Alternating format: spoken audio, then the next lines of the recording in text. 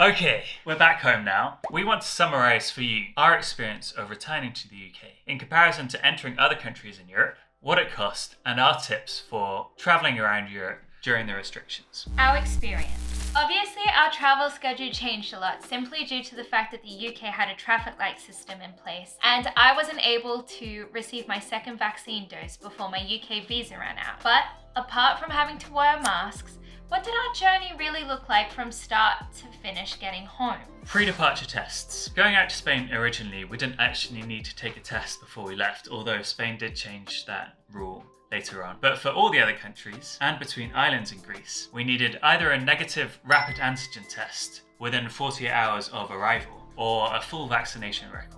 We had a few scary moments where we feared we wouldn't have our test results in time. Like in Spain when we hadn't fully understood the test processing time. So that's just something to look out for. Oh, close calls. Passenger locator forms. For every single country we entered, we had to fill in a pretty lengthy form about the countries we have visited previously, where we were staying on arrival, and check some boxes to declare that we didn't have COVID symptoms. We would often have to attach our negative test results to this form online, and then we'd upload all our documents during our online check-in process. For the UK, we also had to provide proof of booking our post-arrival PCR tests, which we'll talk about later. Airport check-in. Before getting on any flights, we were checked multiple times to make sure that we had all the documents we needed, which sometimes meant very long lines and heavy delays. Air travel. The planes themselves were no less rammed than usual. The only difference on the flight was the masks and an extra safety announcement where they basically said, in an emergency, you're allowed to take off your COVID mask to replace it with an oxygen mask.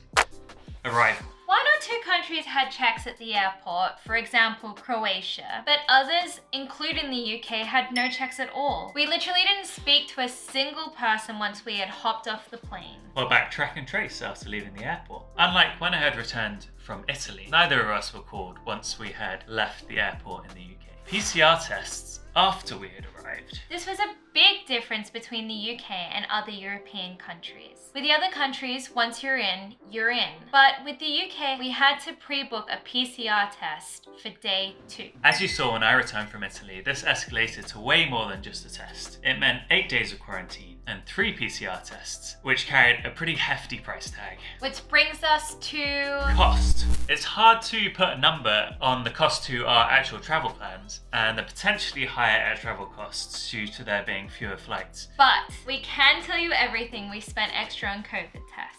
We shopped around a lot for tests, so the prices we quote are generally much lower than average. In terms of pre-departure rapid antigen tests, in Italy with the Red Cross and in Austria with their government, we managed to get the test for free, although that cost me in Italy an hour and a half of queuing and for you 3 hours of queuing in Rome.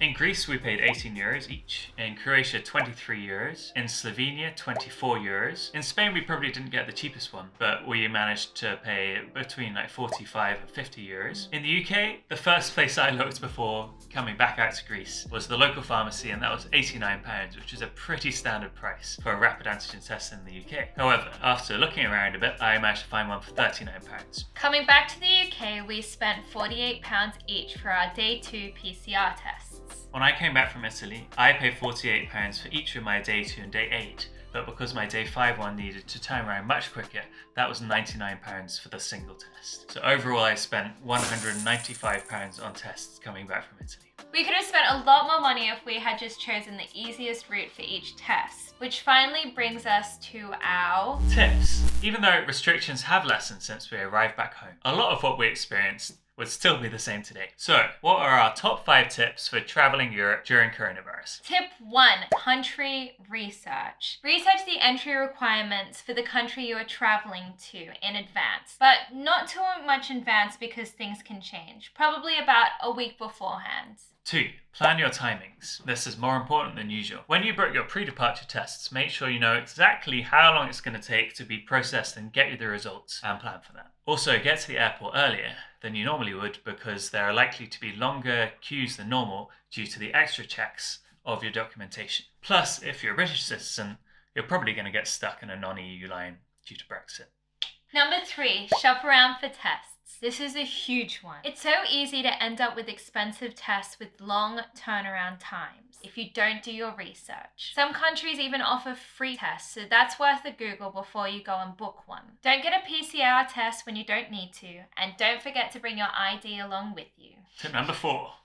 If possible, get vaccinated. It will save you from getting a lot of tests, which is going to save you a lot of money and hassle and anxiety about missing your flight because you haven't got a result. Okay, want to hear our biggest tip? Tip number 5. Don't be afraid to go. While we made this video showing how traveling is different during COVID, with a little bit of extra planning and budgeting, these differences are just details. Travel is still awesome right now in Europe, so we definitely recommend go traveling. If this video provided you a helpful look into traveling Europe right now, it would mean so much to us if you consider hitting that subscribe button. Then you'll be able to hear not just about traveling Europe, but about traveling further afield, something that we'll reveal in a bit of a life update coming along shortly. Please like, comment, share this video with anyone you would like to, and please subscribe to our channel. Our next vlog comes to you from here in the UK. We can't wait to share it with you. I think it's a pretty good one. We think everyone is a good one. I think this one is definitely the one not to miss. See you next!